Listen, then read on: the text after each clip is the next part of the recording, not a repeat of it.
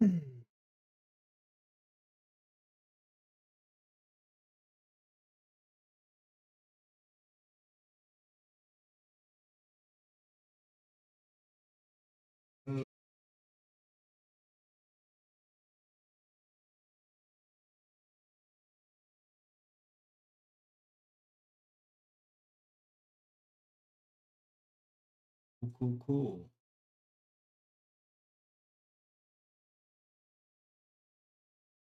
All right. Hopefully the audio is working. Um, let's test that out real quick.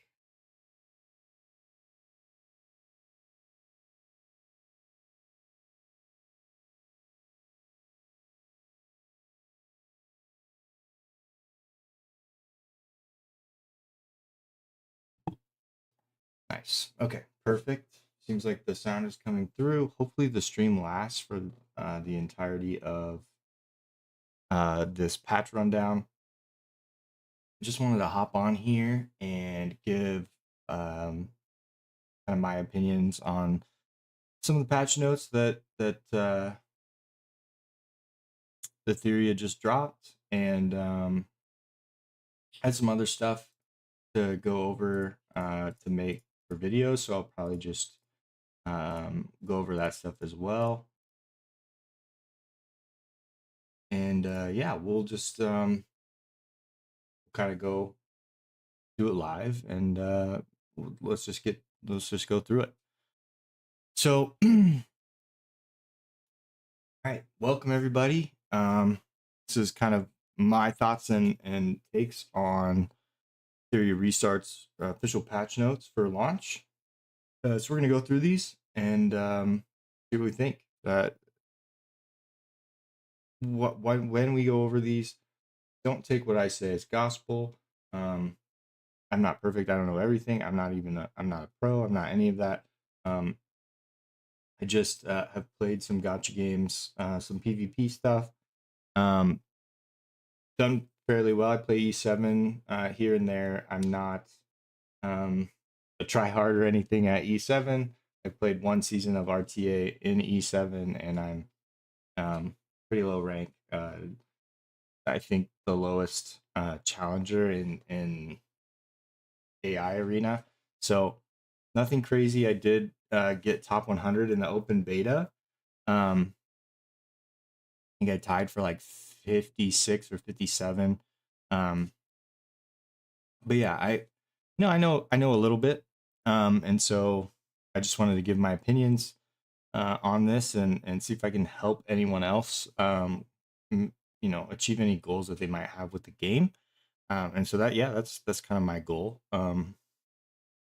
Again, uh, check in with other YouTubers. There's way bigger names out there who have great opinions, and they've done this for a lot longer than I have. I'm really new to this, so hopefully I can provide a little bit of insight and help you out here. So first thing is here is Mio. Looks like it's just going over the same stuff that they went over in the Hyper Talk. And yeah, Mio is going to be absolutely cracked. Good at Doki Doki, really good at Doki Doki. And then primarily outside of that PvP type stuff for control teams. Maybe you could fit her into like a cleave team, but typically cleave, you're not really trying to do any control type of stuff. You're trying to run them over on turn one.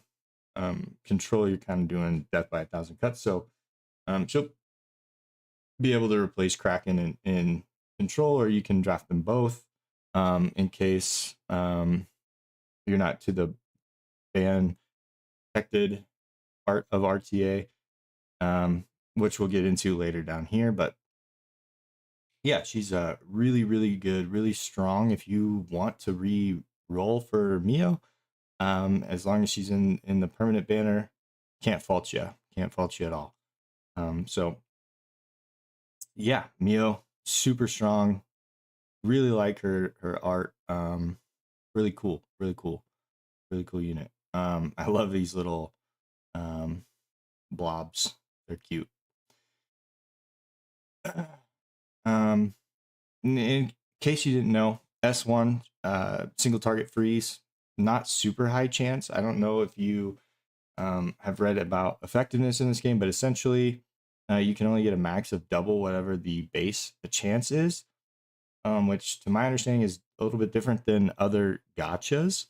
And so, you know, stacking loads of effectiveness won't do you a ton of good.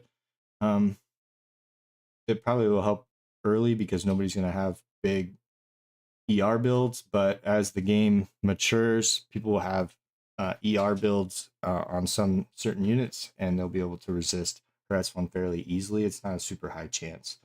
If anyone has any questions about how effectiveness works, let me know, and I can kind of try to explain it to you and kind of give you the math behind it. But it's fairly simple in here.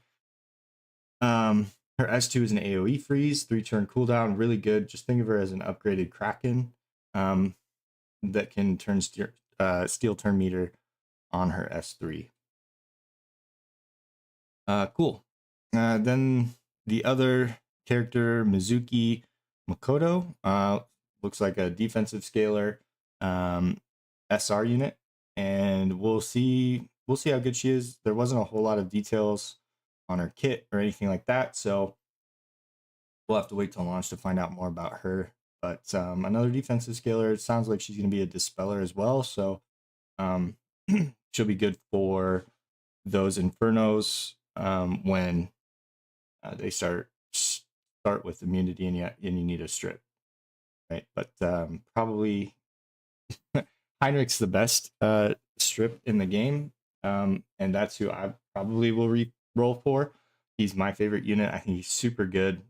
So yeah, not needed if you're gonna probably run Heinrich, but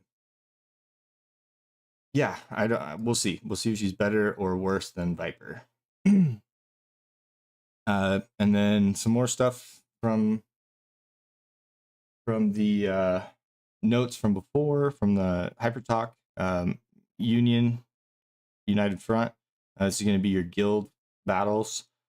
Super pumped for this.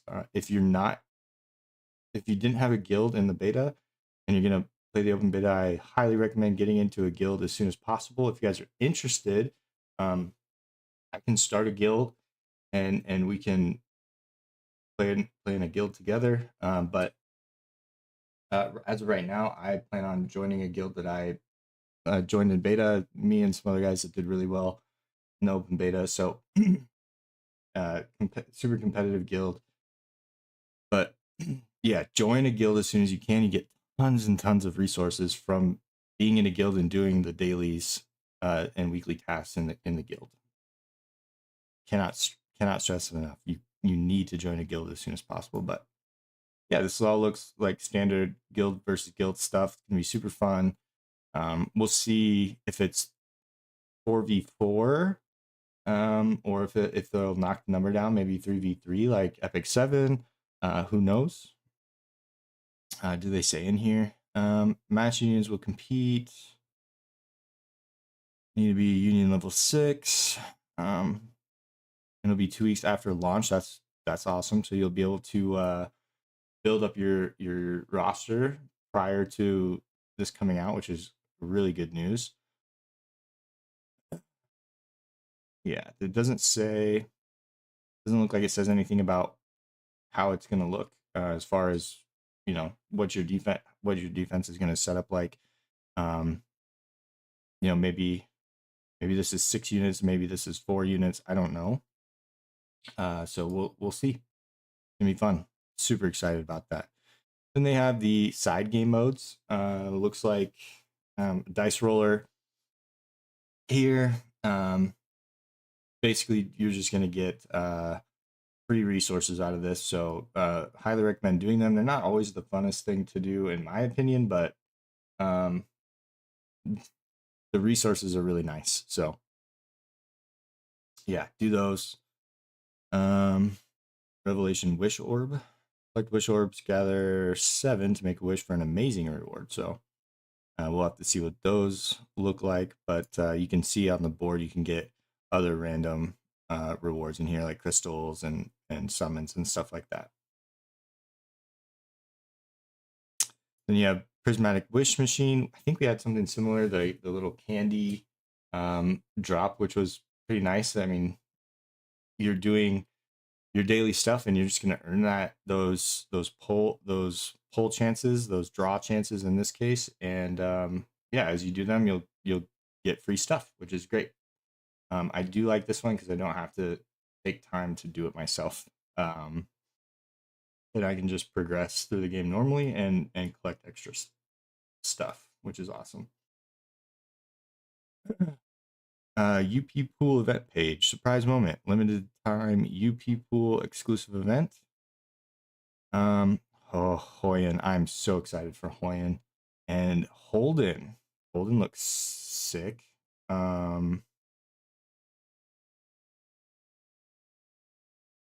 During a featured Animus limited UP period, a dedicated event page will appear. You can purchase exclusive bundles, and Animus limited time skins will also be available. Cool. So you can get a Hoyan skin and a Holden skin. That Holden skin looks sick. Ooh, okay. So I am a simp here for Hoyan. If I don't get her in regular summons, I will probably make Hoyan my select banner. I would assume that this guy, Holden, is probably going to be an SR unit. Maybe not. Maybe he is SSR. But he looks sick as well. So super excited for this. 68. These must be the vouchers you got for the for making a purchase in the beta. I did not make any purchases in the beta, so I will unfortunately not get any of these. But looks like this is probably. They said these vouchers are $1 US to 1 voucher, so $68, $98, 198, 328. We'll have to see the values on those. I don't know how value that is, but you can spend your vouchers to get these skins too. It looks like, so that's pretty sweet. I am so excited for those two. Holy cow! All right, what else we got? Anti-Sync Echoes now include exclusive Ling Luo story. Analog's challenge groups 10 through 12. Ember Trek introduces hard mode challenges. Okay. To my knowledge, nobody beat the Ember Trek, so that's going to be really cool. Even more end game type content for PvE. If you're a PvE player. Anti-Sync Echoes, adding more free stuff. So these anti-syncs, to my knowledge, don't cost any stamina to run. So you can run these in the background. Like if you don't have any story to do, you've done your events for the day, and you really don't have anything else to do. You're running continuous battles in the back. You can take time and run these anti-sync echoes. They give you some pretty nice rewards as well. They give you free summon tickets. So yeah, great. Key adjustments here, adjusted guaranteed from 100 to 80. That's phenomenal, especially for the LD banners. Those are way too expensive prior. And it's going to be a lot easier for you to save for pity on future banners, which I highly recommend. We'll get into that here in a bit if you stick around for that. But really good change here. And then they're gonna filter pull history and change that so that each one is individual. Is pretty wonky in beta, and so I'm glad to see that as well. You can actually track your pity, which is nice. Added Hydra voucher as purchasable item. Oh, nice. Yeah, so you can just buy those Hydra vouchers. Cool. And then again, you're going to get those if you did the rebate during open beta. Add a region protection for 15 days after official launch. This is going to be great, so that you don't get gear gapped by the Asia server on RTA and Etherina. Added a ban protection mechanism for Summit Arena matches where both players of Diamond 1, and enabling pre-ban of one Animus and ban protection of a third Animus. Okay, so ban protection for Diamond 1, and then it seems like, so chat, correct me if I'm wrong, but this, I'm reading this as pre-ban at all ranks in Animus. Oh, no. Okay, so after Diamond 1, pre-ban for one Animus and ban protection. Ban protection is a hot topic, at least in the Epic 7 verse. Pre-ban is amazing. You can, if you have your core comp, something, there's like one in particular Animus you're really weak to, you can pre-ban that and you don't have to worry about that in the draft. And you won't have, 2 force bans, and then you're gonna basically auto lose and get run over. So pretty good change. I like that. I don't like that it's all the way up in Diamond, but whatever. Added attribute bonus preview for Animus Ascension. Added early exit settlement, language protection, clearance time, level display for avatars. A lot of this other stuff is just kind of quality of life, appearance and outfit adjustments. Don't care about that really. Combat balance adjustments. Okay, this we care about. This is huge. So this is what you probably came for. Combat related adjustments. First big one. Units ascended from 5 to 6 star get an additional 5 points of speed attribute. This is huge. So what a lot of people were doing is they would put all their super fast gear on Marvel, and they would only maybe level them up to 5 star. Some would even leave them at 4 star at level 1, because you don't get any speed value, which is like his main stat, from leveling up to 6 star. So you could save a ton of resources and have a super strong unit that could speed contest every other unit, right? And so 5 speed points being tied into the 6 star is huge.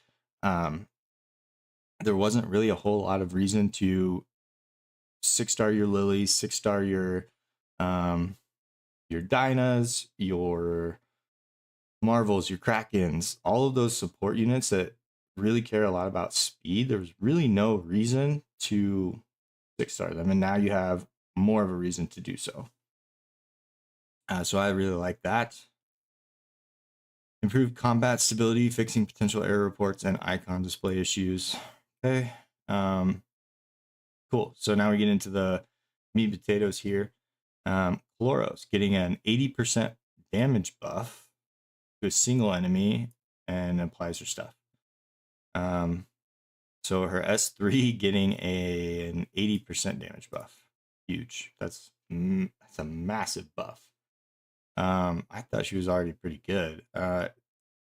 Veronica is getting a 50% chance. So from 50 to 100% chance to spread all of the buffs that she steals. Okay, so this is kind of where we were talking about before, right? So effect chance, she can essentially have up to a 90% chance to steal all of the target's buffs. Why do I say 90? Because I said earlier it can be double. Well, first of all, you can't go over 100, right? You can't have more than 100% chance. So let's say you get it up to 100. Then there's an inherent 10%. This is from Ethereum, so don't come from my head if it turns out to be different. But an inherent 10% chance to resist and for it to work, right?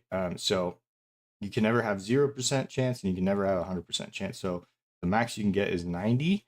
And so you have a 90% chance to steal all buffs. And then if you do, it's a 100% chance to give that to your allies, which is great. She super nerfed between betas, and this should help her out quite a bit. Mia getting a cooldown reduced from 5 to 4 turns, and a 5% buff to her heal on her S3. Her S2 is the one that got the cooldown reduction. I was not a big fan of Mia in the beta. I tried her and I couldn't get behind it. I personally think she's way worse than Ling Luo, worse than Sonya even, but that's just my take. Maybe you guys had a better experience with her, but I did not like her at all. Ziada? I don't know. Getting a 10% damage.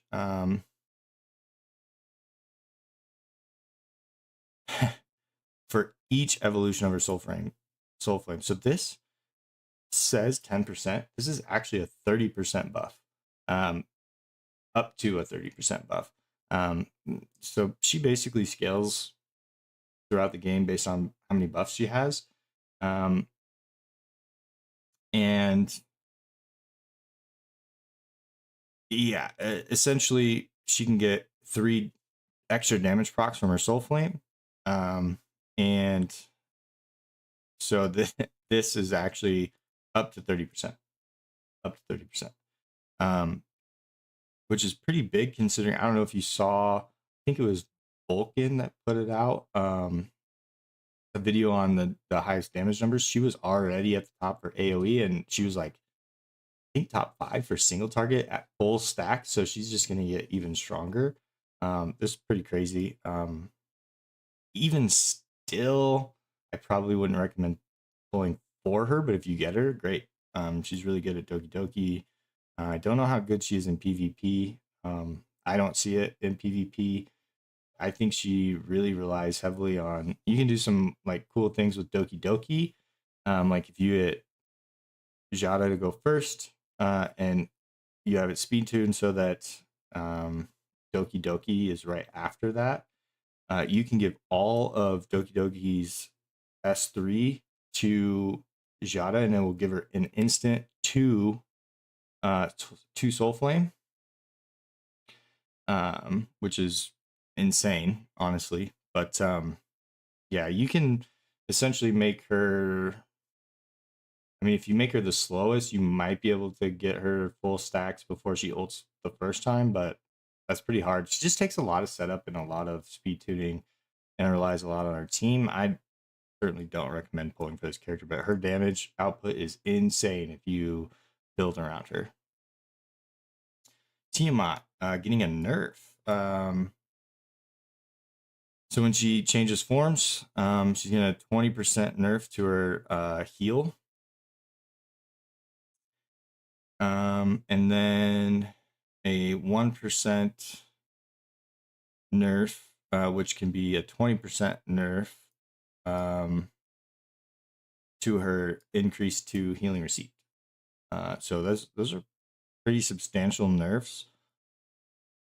I don't know, like this one in particular is really important for PvP, but I don't know exactly how important this one is. I don't know that I ever got the max stacks on her, but this one seems more relevant to PvE and this one to PvP, but I could be wrong. Let me know if you guys what you guys think in the comments. Rahu getting a 30% buff to his S1, getting a up to 12% buff to his passive for his scaling defense, and at 8 stacks for every 4% defense higher than the target's basic attack damage output increases by 1% up to a maximum of 40. So 10% buff to another 10% buff to his S1 damage through his passive. So all in all, he's getting a 40% buff to his S1. I didn't really play Rahu, so I don't know how reliant he is on his S1. I mean those are non-zero numbers for sure. Ling Luo, getting a 10% buff to her chance to purify. That's great. I've been saying that there's a lack of cleansers in this game to counter control teams, and this is really good. And then if the target has no debuffs, has a 75% chance to apply Whale Prayer. Okay, so yeah, just a buff to her S1. Good, needed, agree with it. Could make the tank down meta even stronger, but we'll see how relevant that is to PvP. Rosa, she's getting a turn meter nerf by 2%. I think this I think this is not really that relevant personally, but yeah, Rosa's still gonna be strong. Start of the battle, increase HP cap by an amount equal to 560 of his attack. So Borg is getting a 60% buff to his HP cap, which is crazy. So he's going to be even more bruisery than he was before. When more than 4 enemy units are alive, deals 480% AoE to all enemies. Okay, so he's getting another 40% buff to his S3. So Borgy might be what's up. Borgy might be what's up. Lilith getting a 4% buff to her max HP. Or I'm sorry, damage buff to her S2 based on her max HP is 4%. Kloss is getting her S1 changed. So no longer does her S1 lower speed, and that's getting moved to her S3.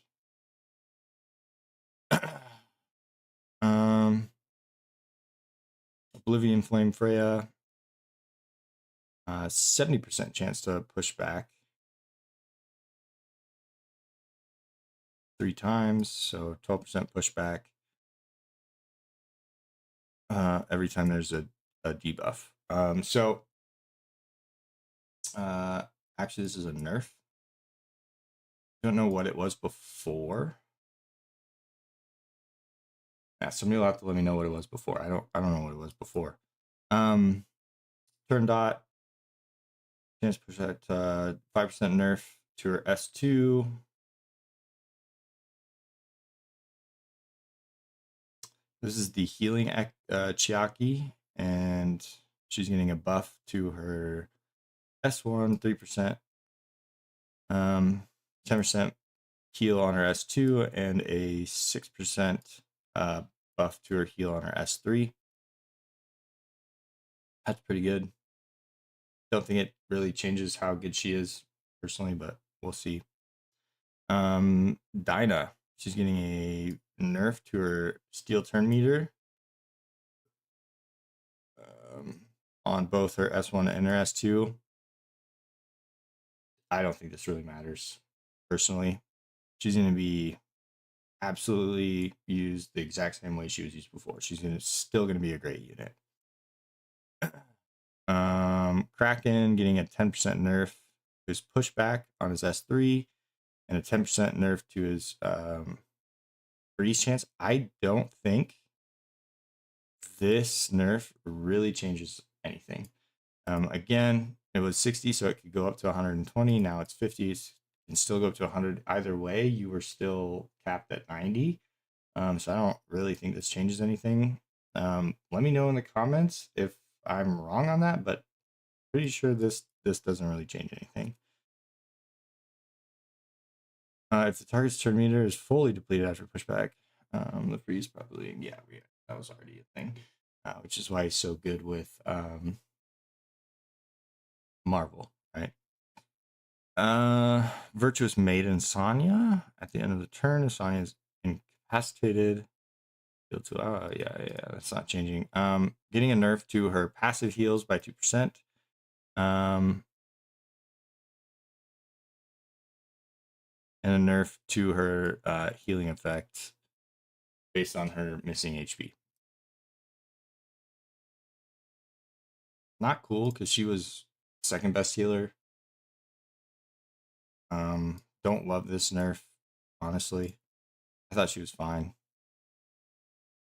And then they fixed an issue where she could still trigger passive healing while under stun, freeze, petrify, or slumber. Yeah, that was annoying. Marvel. All right. I'm sure a lot of people will be happy about this. Getting a 10% nerf to his chance to steal turn meter. So now it's a 90 max of 90, can have a max of 80% chance to steal turn meter. And then a 10% nerf to how much he's stealing. So from 25 to 15, that's good. That's on his S1, and then his S3 is the cooldown is going up a turn. That's huge. And then 280 to all enemy. Yeah. 60% chance to push the target's turn meter back by 40%. Okay. For PvP purposes, this S3 stuff doesn't matter. Doesn't matter at all. Well, okay. Let me rephrase that. It matters for control teams. For cleave teams, it doesn't matter. If you're going to cleave, you don't care. You're looking to end the fight before this would come up on cooldown anyways. And the 10% nerf, I mean, look, you're going to be close enough in speed that whether it's 50 or 40, it doesn't matter. You're just looking to push back the team enough so that you can cycle through all of your cooldowns and nuke them before they even get a chance to go. 10%, I mean, you would have to be like, I don't know, 50-ish, let's say, speed slower for this to matter. I don't see this being a huge issue, but I guess I could be wrong. I think he's still going to be very relevant in cleave teams and PvP. This largely affects his PvE, though. This sucks for PvE. So, yeah, we'll have to see if he's still the king of PvE content after this. Victor getting a nerf to his increase to damage based on HP lost. Not great. He was good for speed running. So this is gonna hurt those that are planning on using Victor to farm PvE content. Dorothy fixed a bug. Don't care. 41 getting nerfed. Very surprising to me, honestly, that they're nerfing 3. I didn't think she was all that prevalent. I think the uses that she got was just because of a limited roster pool in a beta that lasted 2 weeks. I don't know that this was needed. So this one kind of sucks. White Fang getting it nerfed. So now we're down to shells. Okay. 30%.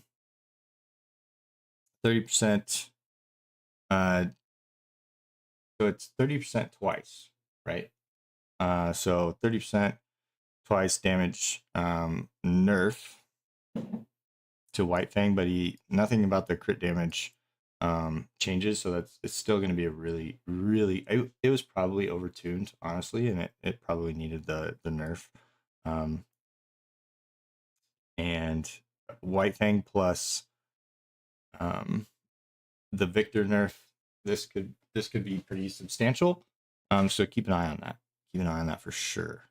But White Fang's still going to be really good. You're still going to want to put it on your DPS units. Artisan, for the main body axe, increases defense by 700 and gives you a shield equal to 440. So a shield nerf by 40%. That's going to be pretty huge. Although with the buffs to specifically Rahu, like if you're running this on your Rahu, it's probably evens out. It's probably net zero here. So not terrible, but for things like Rin, the new unit, like this is pretty substantial nerf here to the shield. Hurts your support, right? Your support capabilities, but it's still a big shield, so we'll see. Skills cannot have their cooldowns reduced. Okay, yeah, so this was a big thing in the beta. Basically, you could use Lily and you could get like 4 ultimates on, like, say, Messiah in a row if you put Codex on him. So this is huge. This will no longer be a thing. Amber skills cannot have their cooldowns reduced. Halloween. Fix an issue with incorrect actual trigger probability. I don't even remember what Amber does. Could somebody let me know which shell this was? Halloween, fix an issue with incorrect actual trigger probability. Okay, didn't know that was a thing. Twilight Knight, for the main body axe, deal 40% reduced damage to the enemy with the lowest HP percentage, and further reduce their defense by 60% for the current turn. Okay, so this is the I think this is the Hornet shell, the gold one. So 40% damage nerf, but you still get the 60% defense reduction. Hot take, I think you should skip gold shells anyways. Maybe build one, maybe 2, but in large part you're gonna want to skip the gold shells. Diamond Heart, before the main body axe, it increases 60% nerf to Diamond Heart. Same thing as up here with Artisan. And then we just have some optimizations and adjustments. Anything crazy in here? No.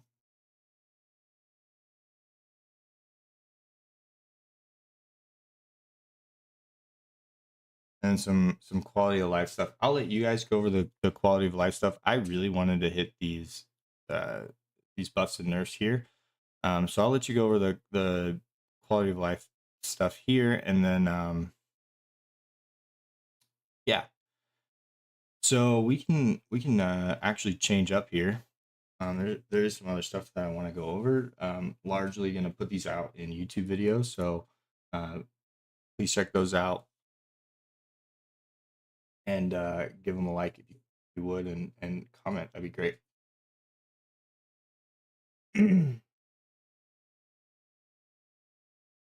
So I had a Hypertalk one. Pretty much the only thing that we didn't already go over, I can just go over this and throw this in the same video, but there's a special code that you guys can use on launch. It's all caps Etheria 0605. They're going to put out combat information, but there's no details yet for that. Increased stamina for free-to-play players. That was pretty big. Don't know how much yet, but pretty excited about that. And then I think that's pretty much it for stuff that wasn't already covered in the patch notes. So cool. The Theory Restart PvP guide. All right. Actually, let's do a general progression guide first, and then we'll go over the PvP stuff after that, because you're gonna focus primarily on this first, and then work your way into PvP stuff. But all right, here we go. Hey everyone, welcome back. Coming out with a guide here to give you some essential tips to optimize your progression, some resource management and unit building right from the start. So let's get started. Early game stamina and leveling. Let's actually switch it up here. We don't need, oh, I'm sorry, full cam. Oh, I didn't put the notes out in front for you guys. I'm sorry.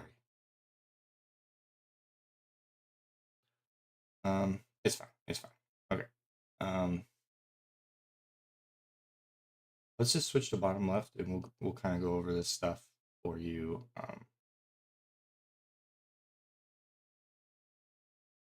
Cool. Okay.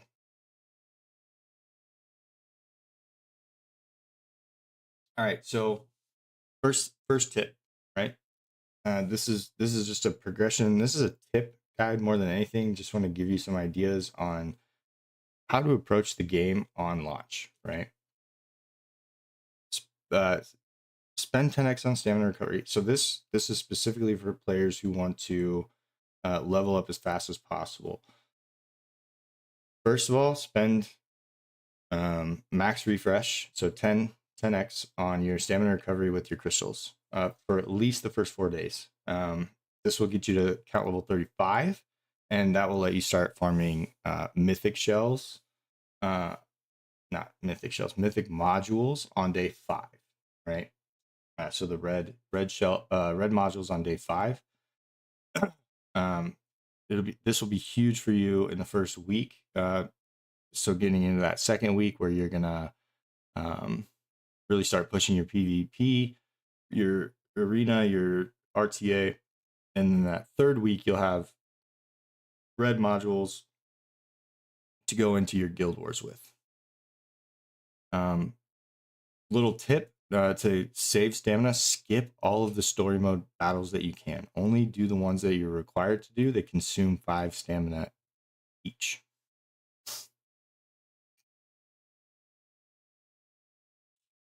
Okay.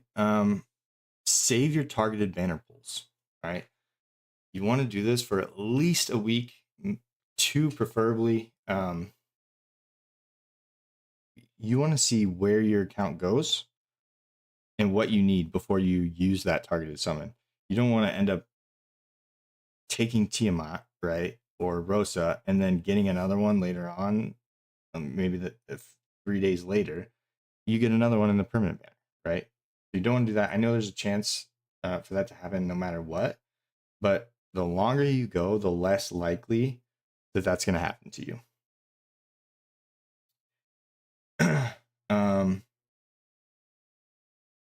Don't ever spend your crystals on pulls, not right away at least, right? So you're going to max refresh your stamina, pick a breakpoint, level 35, level 40, or level 50. Max refresh until you're one of those levels, and then you're going to save all of your crystals. You're going to save those for future LD banners, and that will allow you basically to get ahead. You might be able to get maybe the second or third LD, but this game is going to power creep. Every gacha game does. This one is not going to be any exception. So the more future banners that you can pull on, the better, right? And so you're gonna do that max refresh with your crystals, and you're just gonna hard save them for the rest of the time. It takes 300 crystals for one pull. So you need 3,000 crystals for a 10 pull, and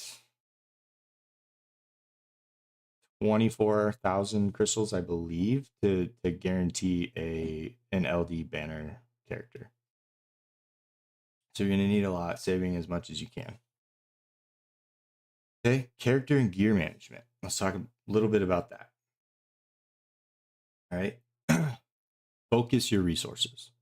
Small pool, roughly 5 to 7 units at first. As you get more resources, as you get more modules and shells, you can start slowly increasing that unit pool, right? But you want to keep it down. You want to keep the units down. So focus on units that can be used in multiple areas of content, right? Your Heinrichs, your Lilies. I know those are both LD units.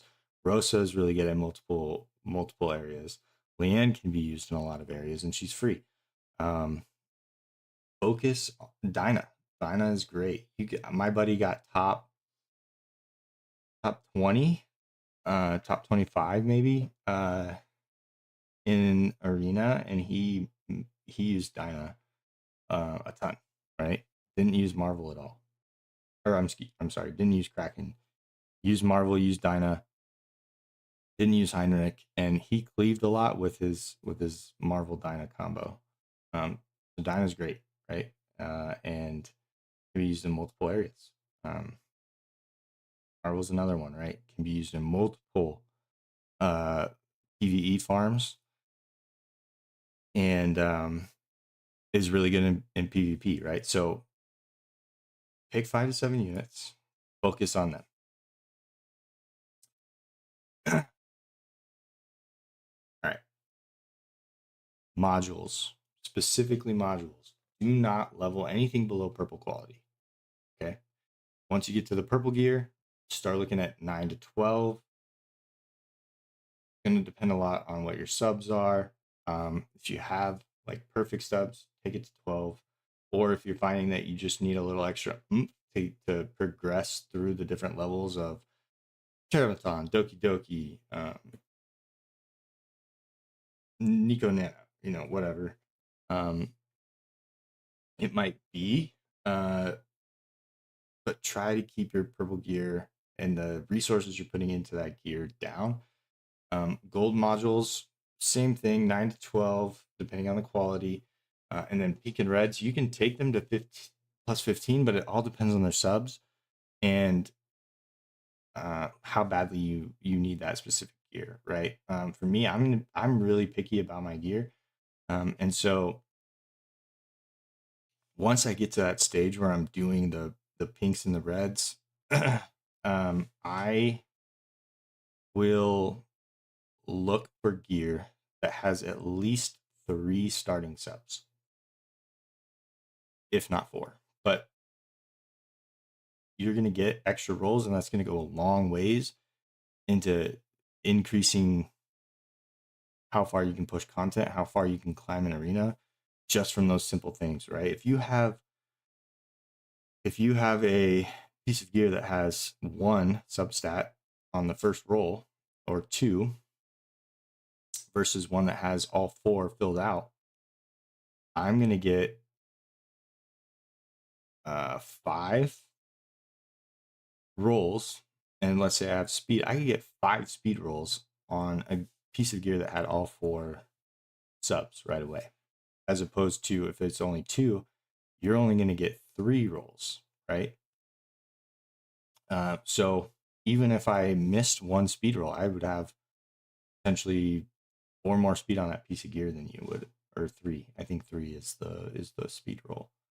It's either 3 or 4, but you get my point, right? For shell upgrades, try to limit yourself again to purples, right? Purples don't use the same materials as the reds. Yellows do. So you're going to want to really, really, really limit your yellow shells to 1, maybe 2. And then save the rest of your resources for the reds, right? Because you're going to replace the yellows really fast. It's 35 to 40. You're going to replace those really, really quick. Yeah, it's really not recommended to put a lot of investment into the golds. Endgame goals planning. Okay. Your primary PvE goal should be to clear Nico Nana, right? That's your first shell endgame scenario, and then Hell 3 for Threshold.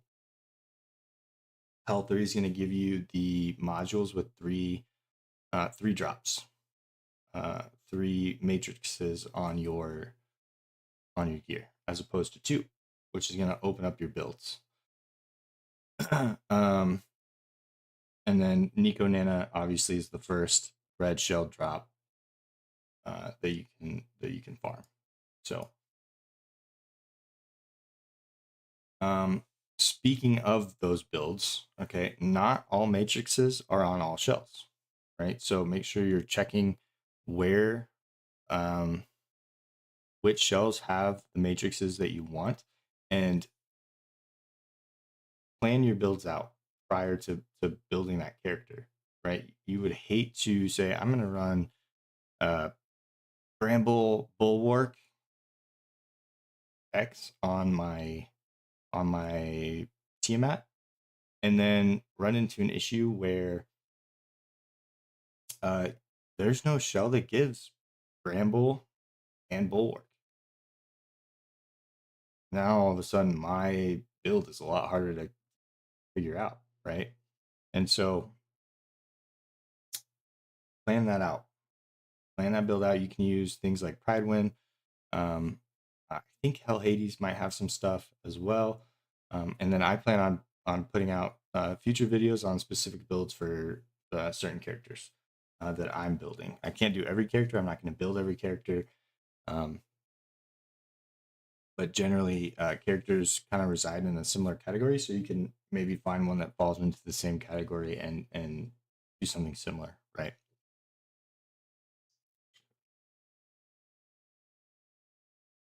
All right.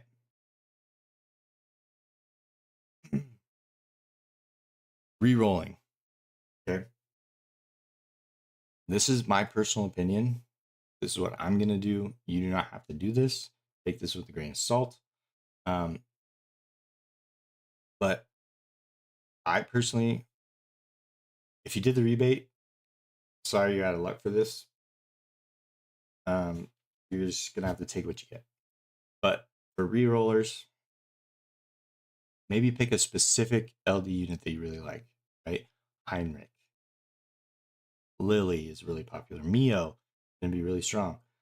Pick one and re-roll till you get that character, right? And then you're going to roll till, I don't know, 100 times. It really depends on how many summons they give us, right? I'm going to use 100 as kind of my starting point and see how many more free summons they give, but I'm going to do 100. So I'm going to get to 100 pulls on the permanent banner, see what I have. If it's enough to get me through all the content, I'm going to stop, right? And then I'm going to save all my pulls, all of my crystals from that point on for future banners. Again, the power creep is real, and you're going to want to be able to pull on these future banners because the more often than not, the characters that come out with the game just don't matter in a year or less. And so, yeah, I'm going to be doing that. More than likely, what I'll probably end up doing is like saving for pity on an LD banner and through my crystals / LD pulls that they give you through the game, and saving for pity separately on like the limited banner for the RGB units. So I'll have 2 guarantees, and then that's when I'll start looking at possibly rolling again on the permanent banner.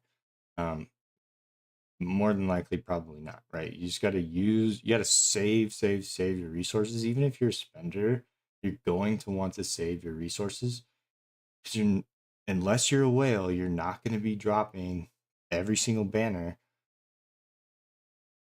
$200-$300 to pull that character. It's just not really that feasible for the average player, right? So save as much as you can.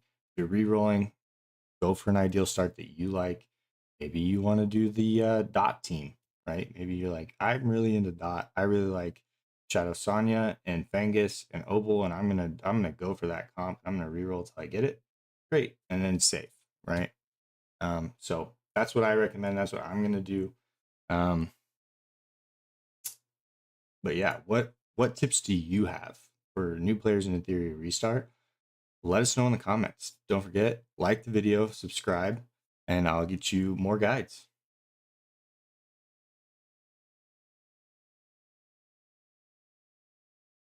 Okay. Last but not least, PvP. Okay.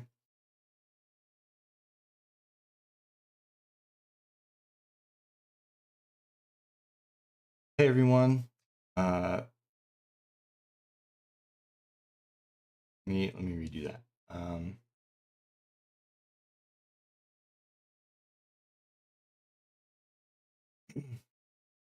Hey everyone, Senpai here.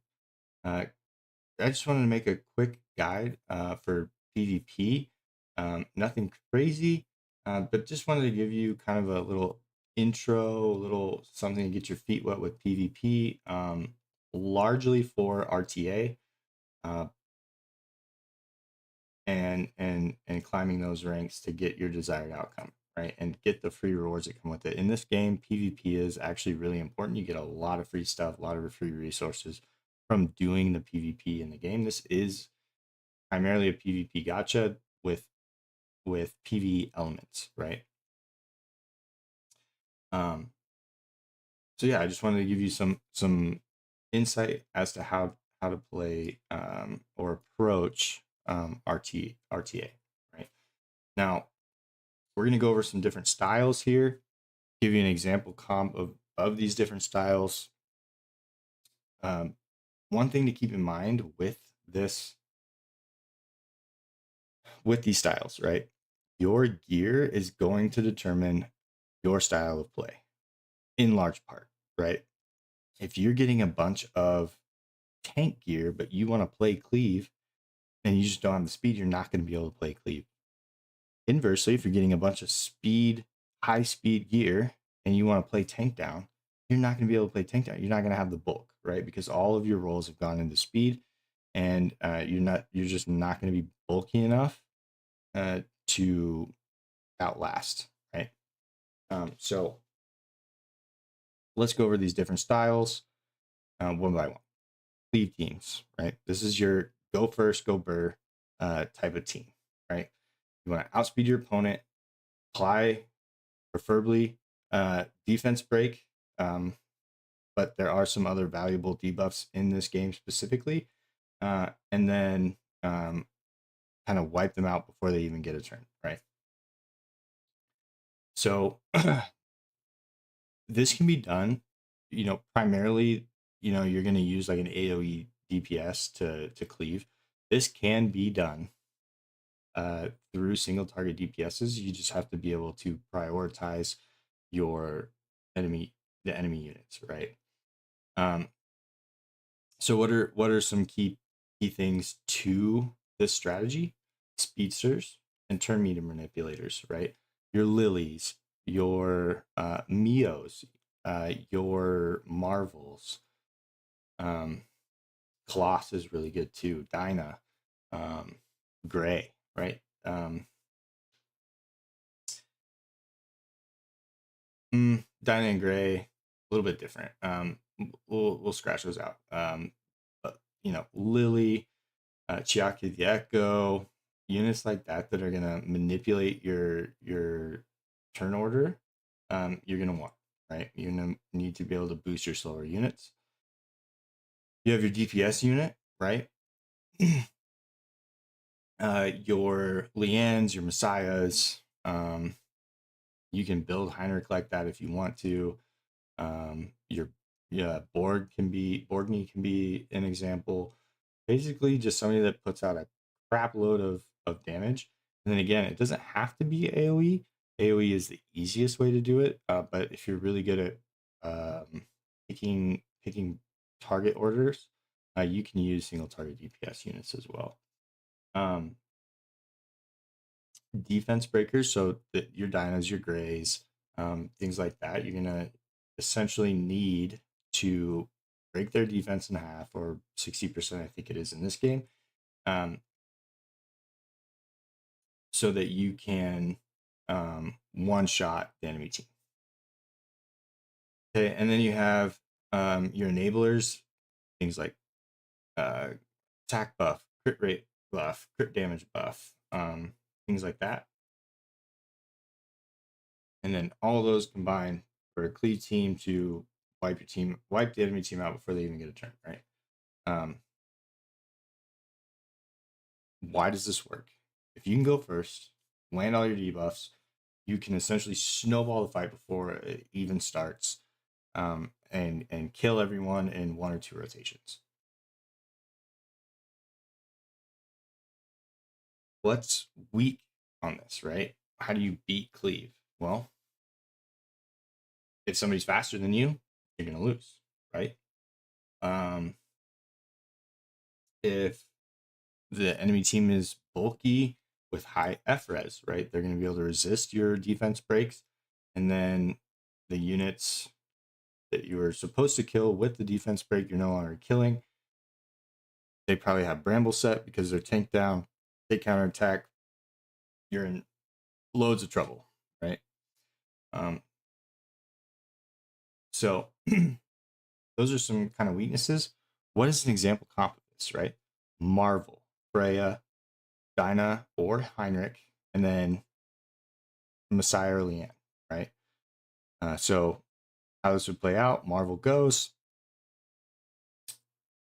rips everyone's turn meter, lowers their FRES. Then you have Freya. Maybe Freya goes, applies attack buff, reduces turn meter even more. Then your Heinrich can go, debuffs them again, increasing crit damage on each of them and their crit rate. And then Messiah goes and clean sweeps everybody, right? Maybe you have Gray in that third slot. So then Marvel, Freya, and then you have Gray, defense breaks everybody, and then Messiah, AoE, clean sweeps everybody, right? Let's say you don't kill everybody. Messiah is invincible. There's only one person left. They have no chance of winning because Messiah can't even take any damage. S2s cleans it up, right? That's an example of your cleave team. Then we have control teams, okay? So we're locking people down. We're disabling. You don't get to play the game. I get to play the game. You don't get to play the game. I really like this strategy. I'm kind of partial to it personally, but that's just me. But essentially, we want to prevent enemies from taking turns, and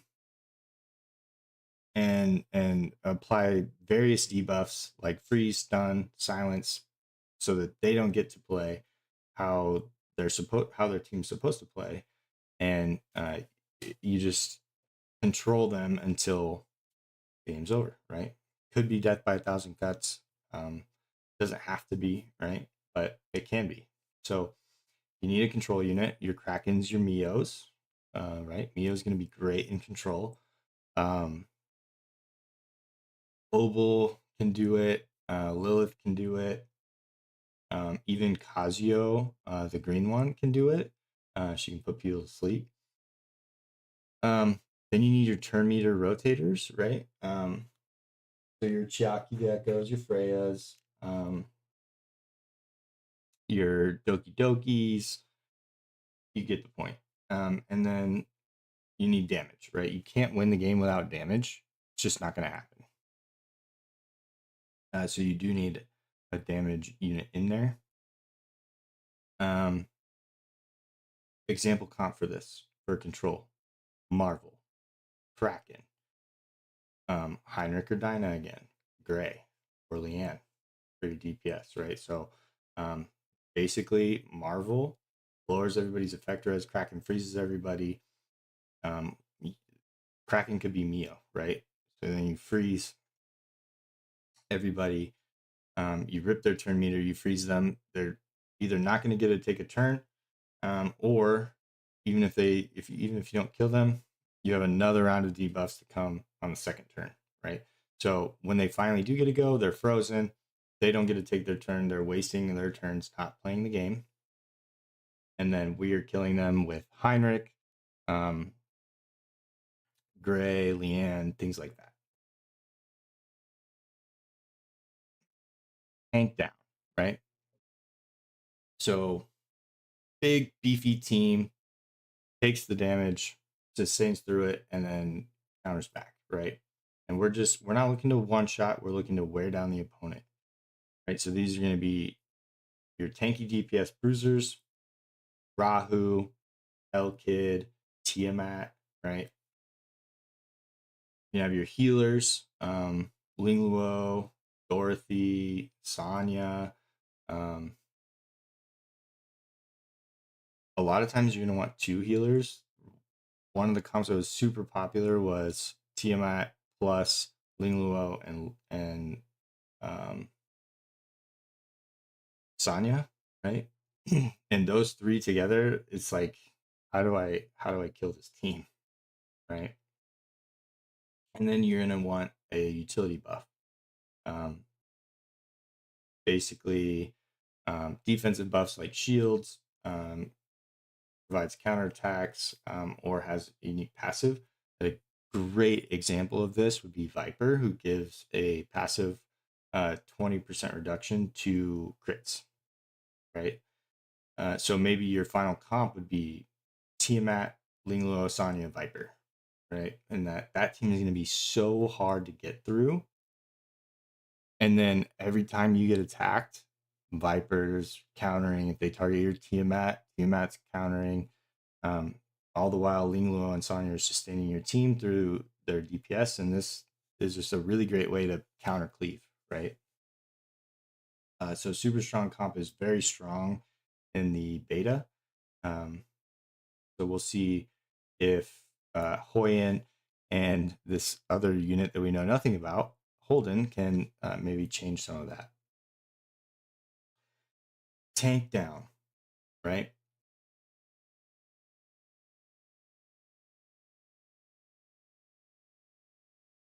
I just talked about tank down. Okay. Standard. Standard is probably the hardest style to play. But essentially, this style can get aggressive or it can bulk up for a turn 2 style of gameplay, depending on how the draft goes, right?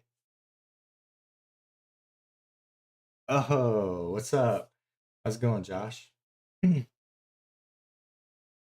missed uh, talking about the patch notes that came out, the buffs and nerfs that came out prior to launch.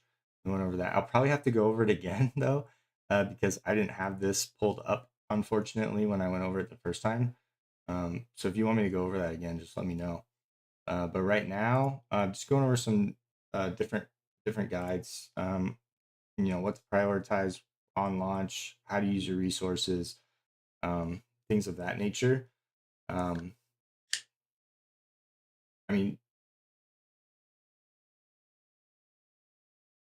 yeah, I can give you a quick little rundown here. So, new unit, Mio, super cracked. If you want to reroll for this character, don't blame you. Think of Kraken. If Kraken and Marvel had a baby, it would be Mio. Freezes on her S1 and S2, S1 single target, S2 AoE, and steals turn meter and distributes that to your team on her S3. Super busted, super freaking cracked. She's gonna be great. Oh yeah, I really like her design. I love the little blobs.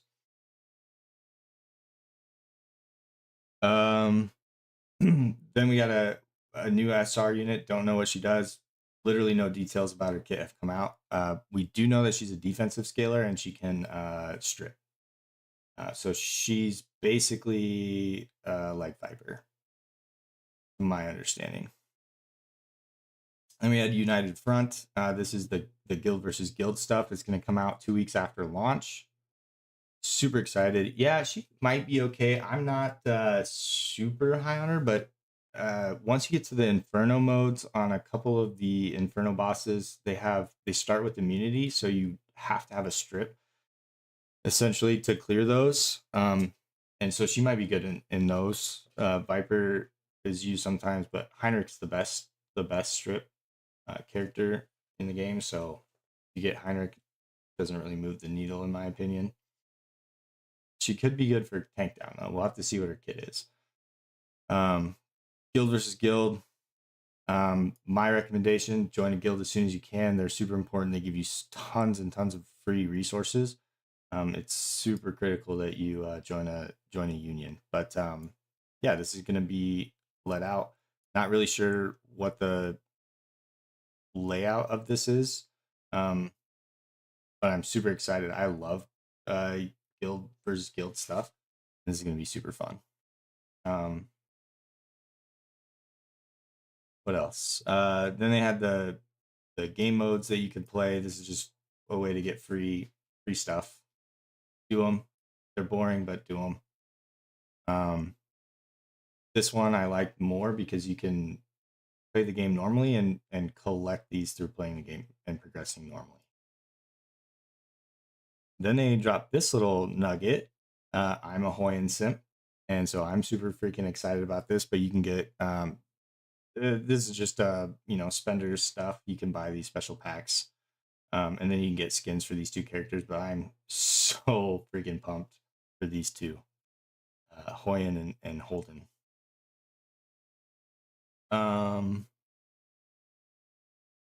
Yeah, okay. So then I skipped a bunch of this stuff because it didn't really matter. Quality of life type stuff, and yeah, one thing that did matter is this right here. Basically, when you ascend from 5-star to 6-star, get a 5-point speed boost. This is huge. A lot of people were leaving their marvels at base level because there was no incentive to level him up because his speed wasn't affected by what star level he was or what level he was. And so he could speed contest without putting any resources into him. So it was just so resource efficient to do that. And now you can't. So this is huge. There was not, even outside of Marvel, there wasn't a lot of incentive to 6-star any units outside of your DPS. And so this just gives you more incentive to 6-star units that are not DPS units. I really like this change. Some people might not like this, but I really do. Then I'll give you the real down and dirty. Chloros got buffed like a lot. Veronica got buffed. Might make her actually relevant. Mia got buffed. Doesn't really move the needle for me. Giada got essentially a 30% damage buff, which is insane considering there was a video by Vulcan that came out that he did, and she was already at the top of AoE DPS, and she was like top 5 for single target DPS when she's at 3 stacks. I don't know that this is enough to make her good, but yeah, I love her design. She's awesome. I just don't. She takes too much investment comparatively to other DPS units. I just don't think it's worth it, even with this buff. Could be wrong because it is a huge buff, but I mean, yeah, it's not worth it to me. Tiamat got nerfed.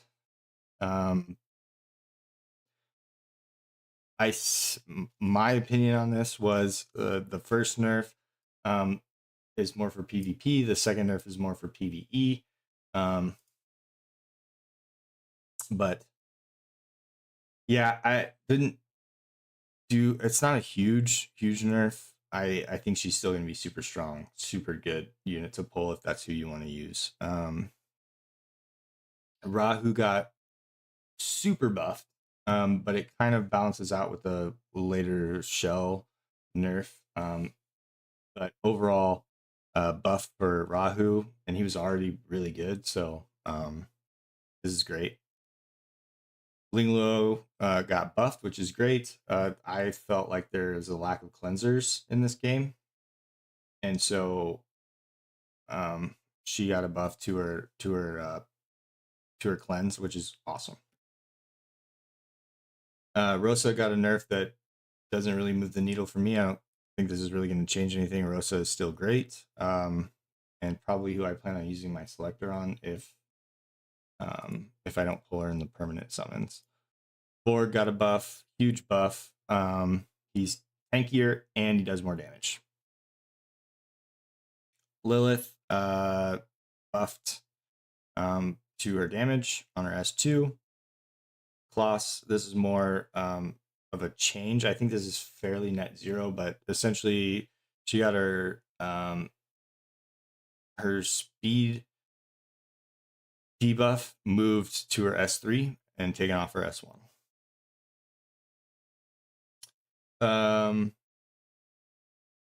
Freya, I don't know if this is it's green, so it's labeled as a nerf, but I don't know what the original was, so I don't really know how much this really changes things. Turndot got technically a nerf, don't know why. Doesn't move the needle, didn't use her, don't know.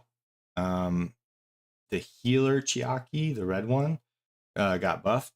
Doesn't really do a lot in my opinion on her use over like Sonya or your favorite character, the light SR unit. What's her name?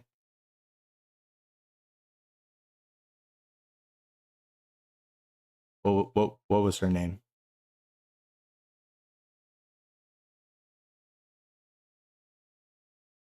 Anyways, Dinah got nerfed, but it doesn't really move the needle. I think she's still going to be amazing. Kraken nerfed as well. Doesn't really matter with how effect. Yeah, it's all good. Kraken gets nerfed, but with how effectiveness works in this game, it doesn't change literally anything. So yeah, I think this was a worthless nerf to Kraken. Sonya got nerfed. Sucks because she's like the only other good healer in the game. I don't know why we're nerfing her, but I guess in PvP she's pretty strong. So whatever. Marvel gets nerfed.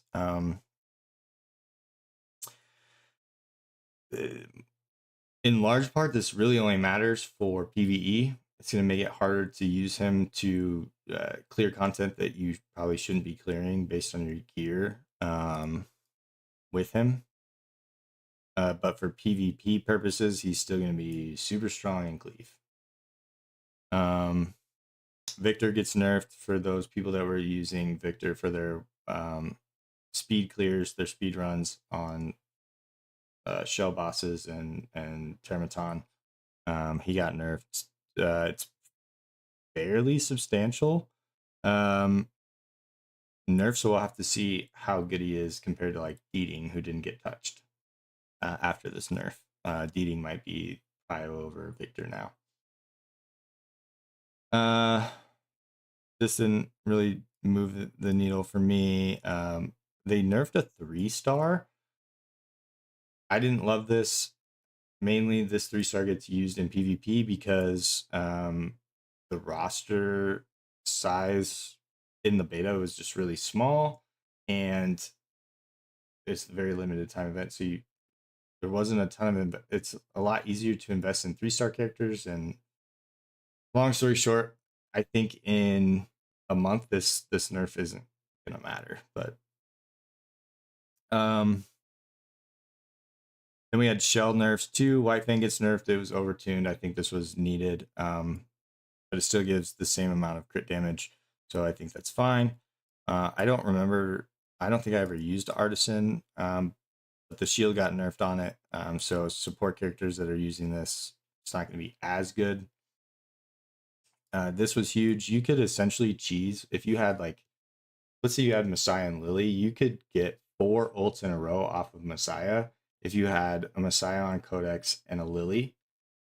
um, and yeah, there's a whole thing. If you want to know about it, check out Vulcan. He's got tons of content on it. Super cracked. So now, essentially, Lily cannot reduce the cooldown of shells. Nothing can. For Codex and Amber, I don't know what Amber does, so couldn't tell you anything on that. Twilight Knight, it's getting a nerf. It's still going to be fairly solid shell, but my recommendation is to only build 1 or 2 gold shells, and this is a gold shell. Because it takes the same materials as the red shells, you're gonna replace that really freaking fast. Like really, really freaking fast. You're gonna build 1, maybe 2 gold shells, and then stop. Because you're wasting resources if you do that. Save those resources for the red shells, which you'll unlock like the next day. And then this diamond heart, I think this is the red version of the previous shell that we talked about, but it's a shield nerf. Hurts your support units in the game. And then there's just a bunch of optimization and adjustment stuff on there, which if you want to see it, all that like QOL type of stuff, check this out. I'll post this link in the Discord later. So if you want to check that out on your own, you can.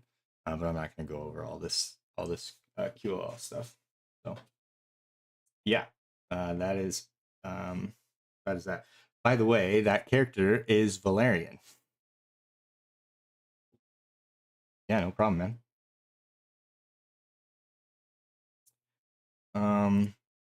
Cool. Yeah, so we kind of went over the different styles of PvP. If you guys want me to go over that again, I have no problem doing that. If you want me to go over anything that I put out in the progression guide, I can do that as well. Otherwise, check out the video when I post it. I don't know how long it's going to take. I've never posted a video before. So I don't know how long it's going to take for me to edit the video, make a thumbnail, that kind of stuff. But I'm hoping to get out specific videos for progression guide to launch and PvP basics at a minimum before launch. Hopefully I get those out.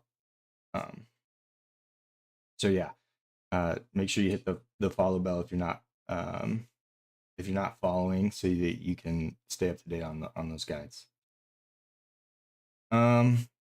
Cool. Does anyone have any questions on patch notes? You want to know like the formulas for effectiveness and effect res, how that kind of works, because it is a little bit different as opposed to some other games that are out there.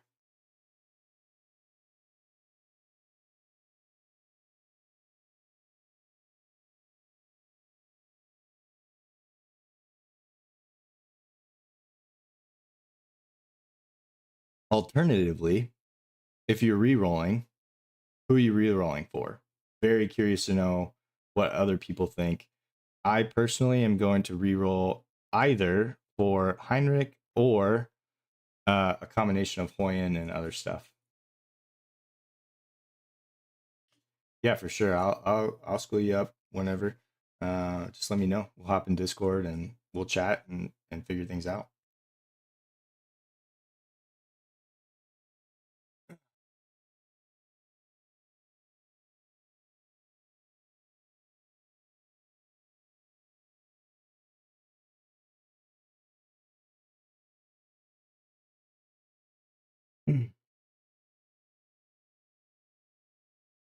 My reroll for Mio.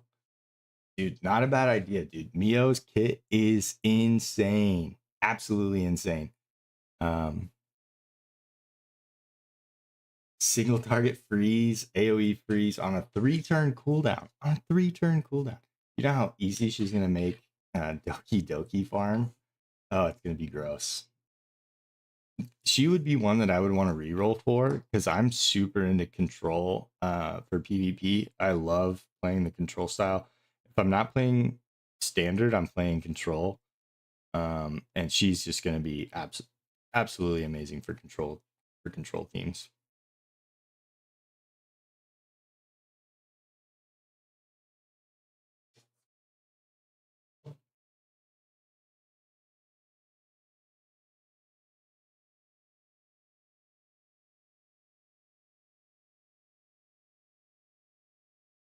You know what?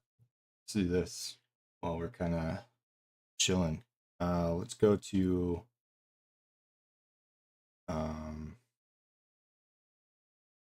why can't I think of what it's called now?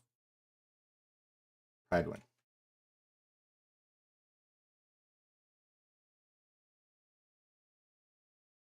Yeah. Okay. So Mio will be here.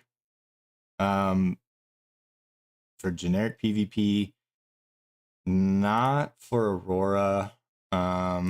She'll be here. In Doki Doki for sure. She'll be tier 0. And not for Terraton, because I don't think you can freeze Terraton. And she won't be that useful in Union bosses either. But then she'll be tier 0 for sure in PvP. So you're looking at 1, 2, 3 of the main pieces of content. She's going to be S plus plus plus plus tier. She's also going to be super good in Ember Trek and what's that other mode? I don't remember. Anyway, she's going to be absolutely cracked out of her mind. Oh, dude, I love her design. It's great. It's great. Not as much as I love this design here, because I'm a sucker for these two. And this skin for Holden is so freaking fire, dude. I love this skin. This one's kind of meh for Hoyen, but bro, this Holden, this edgy skin, oh. Ooh.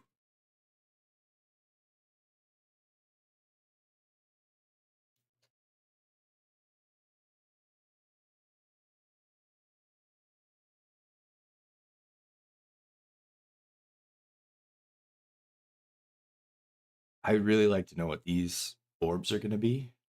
I'm very interested in that for sure. And then I'm super bummed. What's the cost on the skin? Well, don't quote me on this, okay? Don't come for my neck if I'm wrong. But from my understanding, these are the Hydra vouchers, right? And my understanding is that one Hydra voucher is equal to $1.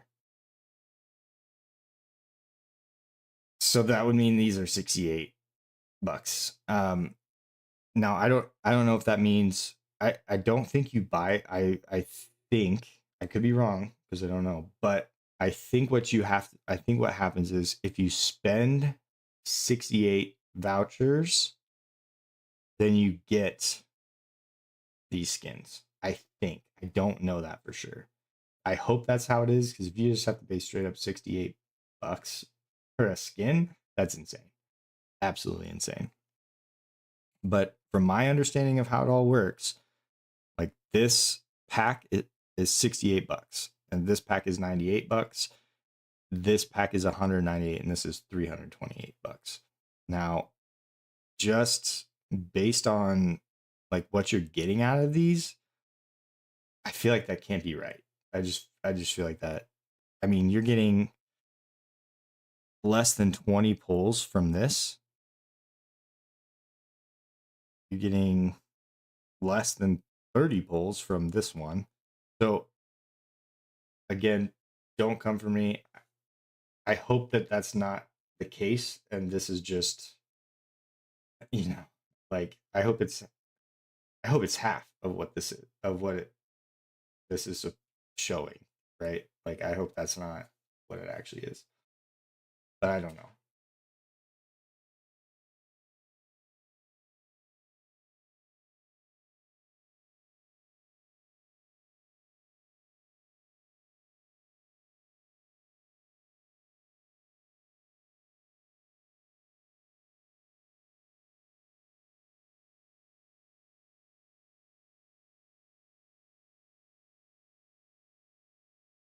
Yeah, that's that's what I'm saying. It's actually insane, especially compared to the packs that they had in beta. I felt like those were fairly reasonably priced. Um and so I just would have a really hard time thinking that this is what they come out with. So I really hope my understanding of the vouchers is wrong. I didn't look a ton into it because I didn't make any purchases in the beta. Excuse me, I spent $2.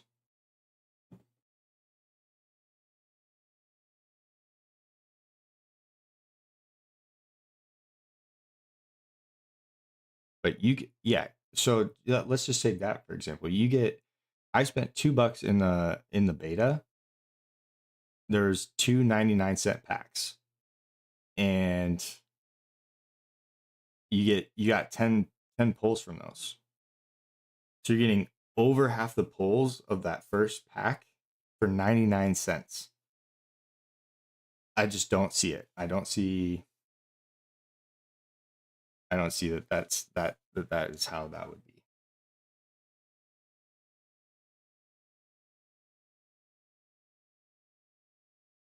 If it is right, then they're just reinforcing me to not spend money on this game.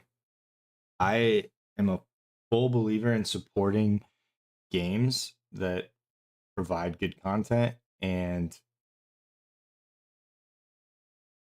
listen to their player base are and do good to their player base. Um, do that obviously within your means, right? But I'm also the inverse of that. I am fully for not supporting a game that doesn't provide a good um, experience for their players and support their players.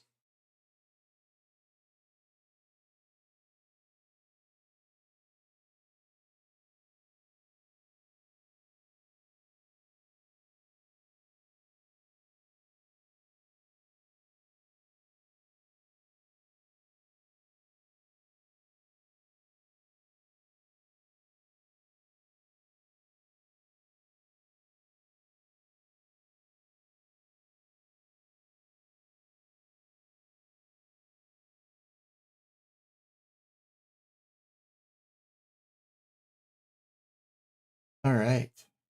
Well, I mean, I didn't want to make a crazy long stream. So really all I wanted to do was talk about the patch notes that came out today before all the big content creators got out there with their stuff. Because I know I'm not going to get a YouTube video out before then, but um, wanted to do that. And then we talked about progression guide, PvP stuff. So hopefully I can get a video out on those things here this week. We'll see. I do have a job, so I don't know how much time I'll be able to devote to that. All right, man. Hey, no problem for the recap. Have a good night. God bless you and sleep tight. Hey, give that baby a smooch. um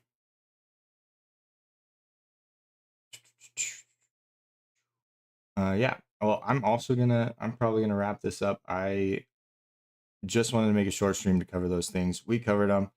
Be on the lookout for the YouTube. If you like this kind of stuff, let me know by hitting the follow. Hit that noti bell and yeah, have a good night. Thanks.